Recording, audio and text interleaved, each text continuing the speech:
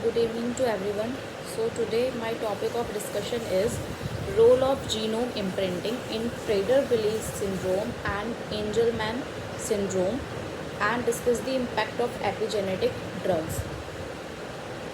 So basically what is genomic imprinting? So it is a epigenetic mechanism. ये एक ऐसा mechanism है जिसमें जीन्स साइलेंसिंग होती है और जीन्स एक्सप्रेस नहीं हो पाते, जिसकी वजह से पेरेंट के ट्रेड्स, उनके फिज़िकल करेक्टर्स, उनके जेनेटिक करेक्टर्स उनके ऑफस्प्रिंग्स में पास नहीं हो पाते। कुछ जीन्स में या तो मैटरनल होगा या फिर पैटर्नल अलील होगा सिर्फ, बाकी जो जीन्स होंगे, बाकी जो अलील्स होंगे वो इनएक्टिव फॉर्म में प्रेजेंट होंगे, तो वो कोई भी एक्सप्रेशन शो नहीं करेंगे। तो ये जो जीन साइलेंसिंग होती है ये हो सकती है ड्यू टू डीएनए मिथाइलेशन या फिर हिस्टोन मॉडिफिकेशन। हिस्टोन प्रोटीन्स में मॉडिफिकेशन आ जाता है या फिर डीएनए में मिथाइलेशन आ जाता है, जिसकी वजह से डीएनए जीनोमिक साइलेंसिंग हो जाती है। The parent of origin gene expression is crucial for normal development, और अगर ऐसा नहीं होगा तो नॉर्मल डेवलपमेंट ऑफस्प्रिंग का नहीं हो पाएगा। इम्प्रिंटिंग में अगर कोई भी डिस्क्रिप्शन होगी तो उसकी वजह से न्यूरो डेवलपमेंटल डिसऑर्डर्स हो सकते हैं, जिसमें से कि दो मेन और मेजर सिंड्रोम्स हैं, प्रेडर-विली सिंड्रोम और एंजलमैन सिंड्रोम।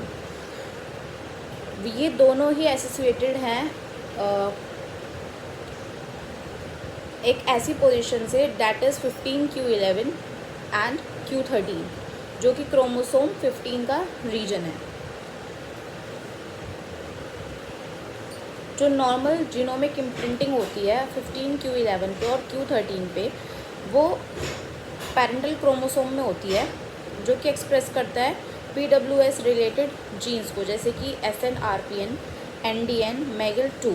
तो अगर इनमें डिसरप्शन होगा तो फिर न्यूरो डेवलपमेंटल डिसऑर्डर हो सकता है, that is Prader-Willie syndrome. UBE3A ये एक यूनिकली एक्सप्रेस्ड है from maternal allele in neurons due to genomic imprinting. If this imprinted expression pattern is disrupted, it is either PWS, loss of paternal expression. PWS में मतलब Prader-Willie syndrome में paternal expression का loss होता है, और Angelman syndrome में maternal expression का loss होता है। PWS that means Prader starts from P, which resembles paternal, P for paternal, and in Angelman, man, M for maternal. So in Prader-Willi syndrome, it is caused due to loss of expression of paternally active genes, that is 15q11 and q13 region of chromosome 15. तो इसका molecular mechanism इस तरीके से होता है कि paternal deletion हो जाता है 70 to 75%, और पैटर्नल 15q11 q13 रीजन के डिलीशन की वजह से कई सारी जो जीन्स होती हैं, जो कि काफ़ी ज़्यादा क्रूशियल होती हैं for normal development of offspring, that is SNRPN और NDN और MEGL2, ये सब डिलीट हो जाती हैं। तो इसमें क्या होता है, पैटर्नल अलील तो डिलीट हो रहा है, पर मैटरनल अलील वो नेचुरली इम्प्रिंटेड है, यानी कि साइलेंस्ड है, इसलिए उसकी कोई फंक्शनल कॉपी इन जीन्स की नहीं बनती इन प्रेडर-विली सिंड्रोम में। इसमें मैटरनल यूनिपेरेंटल डायसोमी होती है, विच इज़ 20 to 25%। जो चाइल्ड होता है उसमें क्रोमोसोम 15 की कॉपीज़ होती हैं फ्रॉम मदर, एंड फादर से कोई कॉपीज़ नहीं आती, सिर्फ मदर से कॉपीज़ आती हैं। मैटरनल कॉपीज़ जो होती हैं वो इम्प्रिंटेड होती हैं और साइलेंस्ड होती हैं, और वो एसेंशियल होती हैं for parental genes are missing. इसमें इम्प्रिंटिंग डिफेक्ट होता है, that is 1 to 3%। Epigenetic errors होते हैं जो कि प्रिवेंट करते हैं parental chromosomal from expressing PWS related genes. ये हो सकता है, इससे एरर्स हो सकते हैं डीएनए मिथाइलेशन में और क्रोमेटिन रीमॉडलिंग में। जिस भी बच्चे को PWS यानी कि प्रेडर-विली सिंड्रोम होता है, उसमें क्या होता है कि उनको हाइपोटोनिया होता है, neonatal hypotonia, that is week muscle tone. उनकी जो मसल टोन होती है वो काफ़ी वीक होती है एट द बर्थ टाइम। इनमें क्या होता है, ये बढ़ नहीं पाते, ये ग्रो नहीं कर पाते, थ्राइव नहीं कर पाते। ये इनको हाइपरफेजिया होता है, मतलब ये ओवर ईटिंग करते हैं, काफ़ी ज़्यादा ओवर ईटिंग करते हैं, बट इनके बॉडी को कुछ लगता नहीं है, इसलिए इनमें ग्रोथ नहीं हो पाती। दे बिकम ओबीज, मतलब इनमें ओबिसिटी हो जाती है, मोटापा काफ़ी ज़्यादा बढ़ जाता है, बट इनकी ग्रोथ रुकी रहती है, इसलिए इनका शॉर्ट स्ट्रेचर होता है। ये यूजुअली डॉर्फ होते हैं। इनकी इंटेलेक्चुअल डिसेबिलिटीज़ होती हैं, इनमें लर्निंग डिफ़िकल्टीज़ होती हैं, और इनमें बिहेवियरल इश्यूज़ भी हो सकते हैं, जैसे कि OCD, that is obsessive compulsive behaviour, या फिर temper tantrums. OCD is basically कोई ऐसा सिंड्रोम, ये एक ऐसा सिंड्रोम होता है जिसमें जो बच्चा होता है वो काफ़ी ज़्यादा ऑब्सेस्ड होता है चीज़ों से। फॉर एग्ज़ाम्पल साफ़ सफाई, या फिर बहुत ज़्यादा अरेंजमेंट चीज़ों की, या फिर सेक्सुअल अर्जेस, ये काफ़ी ज़्यादा उनमें फ्रीक्वेंट होते हैं।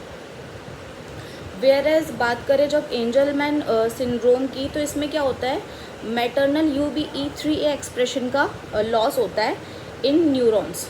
तो इसमें क्या होता है, मैटरनल का डिलीशन होता है ऑफ 70%। तो इसमें डिलीशन होता है मैटरनल 15q11 q13, जिससे क्या होता है UBE3A जीन रिमूव हो जाती है। तो क्योंकि ये पैटर्न ऐसा है जिसमें UB3A एलील जो है इम्प्रिंटेड हो जाती है या साइलेंस हो जाती है न्यूरॉन्स में, तो इसलिए इसमें कोई भी फंक्शनल UBE3A जीन नहीं होता। इसमें पेरेंटल यूनिपेरेंटल डायसोमी होती है UPD, which is 5 to 7%। Child में जो होते हैं वो 2 पैटर्नल कॉपीज़ होती हैं क्रोमोसोम 15 की, with both UBE3A copies imprinted and silenced in neurons. इससे क्या होता है कि कंप्लीट लॉस हो जाता है UBE3A एक्सप्रेशन का ब्रेन में। UBE3A जीन एक्सप्रेस नहीं कर पाती ऐसे बच्चे में। तो इससे क्या होता है, इम्प्रिंटिंग डिफेक्ट्स जो इसमें होते हैं 3% तक हो सकते हैं। एरर्स होते हैं DNA मिथाइलेशन में, DNA मिथाइलेट नहीं हो पाता, जिससे क्या होता है मैटरनल UBE3 एक्सप्रेशन का प्रिवेंशन होता है, जिससे क्या होता है ये मिमिक करता है डिलीशन को। UBE3A जेनेटिक म्यूटेशंस 10% होती हैं इसमें। मैटरनल UBE3A जीन जो है वो प्रेजेंट होती है, पर वो म्यूटेटेड होती है। UBE3A जीन प्रेजेंट होती है बट म्यूटेटेड होती है, या फिर नॉन फंक्शनल होती है। तो उसका कोई यूज़ ही नहीं है कि अगर वो हो या ना हो, उससे कोई फ़र्क ही नहीं पड़ता, होगी वो तब भी नॉन फंक्शनल ही है। इसके क्लिनिकल फीचर्स एंजलमैन सिंड्रोम के ऐसे हैं कि इनमें बच्चों में इंटेलेक्चुअल डिसेबिलिटी होती है, इनमें सोचने समझने की शक्ति नहीं होती है, ना पढ़ पाते हैं, और इनमें अटेक्सिया होता है। अटेक्सिया मतलब अनकोऑर्डिनेटेड मूवमेंट, इनमें बैलेंसिंग प्रॉब्लम होती है। Next is happy demeanour with frequent laughter, इनको हंसी आती रहती है, बिना मतलब में ये हंसते भी रहते हैं। सीजर्स होते हैं, एपिलेप्सी होती है, स्पीच इम्पेयरमेंट मतलब कि इनको बोलने में डिफ़िकल्टी होती है, मिनिमल या फिर नो स्पीच डेवलपमेंट, या तो ये बच्चे बोल ही नहीं पाते या फिर बोलते हैं तो बहुत थोड़ा बहुत बोलते हैं। So it is about no speech. Affect epigenetic drugs का क्या हो सकता है? एपिजेनेटिक ड्रग्स मतलब एपी मीन्स मतलब बाहर का, बाहर, एपी मतलब बाहर का, जेनेटिक मतलब जीनोम, जीनोम के बाहर जो ड्रग्स दी जा सकती हैं, जीनोम के बाहर उसको मॉडिफाई करने के लिए जो ड्रग्स दी जा सकती हैं। तो उसमें सबसे पहले है DNA मिथाइलेशन इनहिबिटर्स। इसमें आता है आपका DNMT इनहिबिटर्स। इसमें क्या होता है कि ये टारगेट करता है DNA मिथाइल ट्रांसफरेसिस को, that is DNMT1, DNMT3A, DNMT3B। इसका मैकेनिज़्म क्या होता है कि हाइपोमिथाइलेशन करता है, मतलब कि ये मिथाइलेशन को कम करता है। Hypo means less, methylation, hypomethylation of imprinted genes. जो इम्प्रिंटेड जीन्स हैं मतलब साइलेंस जीन्स है या डिलीटेड जीन्स हैं या नॉन फंक्शनल जीन्स हैं, उनका ये हाइपोमिथाइलेशन करता है। इससे क्या होता है, इट रीएक्टिव्स मतलब वापस से ये रीएक्टिव करता है नॉर्मली साइलेंस्ड अलील्स को। इससे क्या होता है, it restore missing gene expression, जो जीन का एक्सप्रेशन लॉस हो चुका है इन प्रेडर-विलाय सिंड्रोम और इन एंजलमैन सिंड्रोम, इससे क्या होता है वापस से वो रिस्टोर हो सकता है. So it have a chance to restore such gene expressions. इसमें इम्प्रिंटिंग डिसऑर्डर्स में क्या इम्पैक्ट होता है, प्रेडर-विलाय सिंड्रोम और एंजलमैन सिंड्रोम, इसमें क्या होता है, इसका गोल होता है कि ये रीएक्टिव करे साइलेंस्ड पेरेंटल एलील को, ताकि वो कंपनसेट कर सके मिसिंग एक्टिव कॉपी को. इसमें ये रिस्क हो सकता है कि अनकंट्रोल्ड डीमिथाइलेशन हो सकता है, मतलब डीमिथाइलेशन हुआ जा रहा है, डीएनए का डीमिथाइलेशन हुआ जा रहा है. इससे क्या होता है कि नॉर्मल इम्प्रिंटिंग भी डिसरप्ट हो सकती है.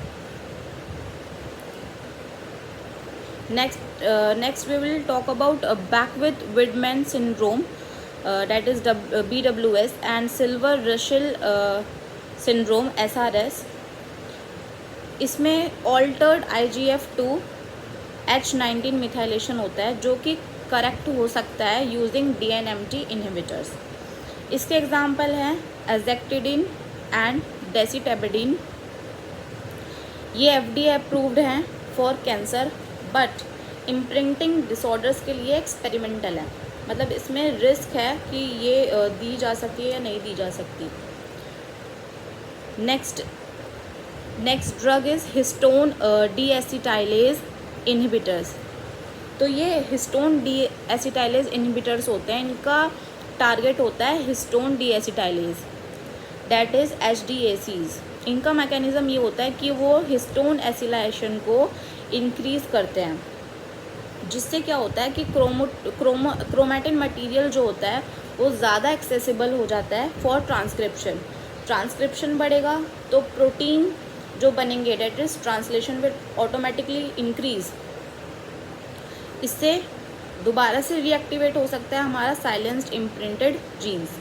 इसका इम्पैक्ट इम्प्रिंटेड डिसऑर्डर्स पे ये हो सकता है कि UBE3A रीएक्टिवेशन इन एंजलमैन सिंड्रोम AS. UBE3A को साइलेंस किया जाता है, इस साइलेंस्ड ऑन पेरेंटल अलील पे UBE3A जीन साइलेंस होती है in neurons due to imprinting. HDAC inhibitors for example vorinostat या वेल्प्रोइक एसिड, जो कि अनसाइलेंस की जा सकती हैं, अनसाइलेंस कर सकती है पैटर्नल कॉपी को. IGF-2 regulation in growth disorders BWS और SRS. IGF-2 imprinting occurs in BWS SRS may be corrected by modulating histone acetylation.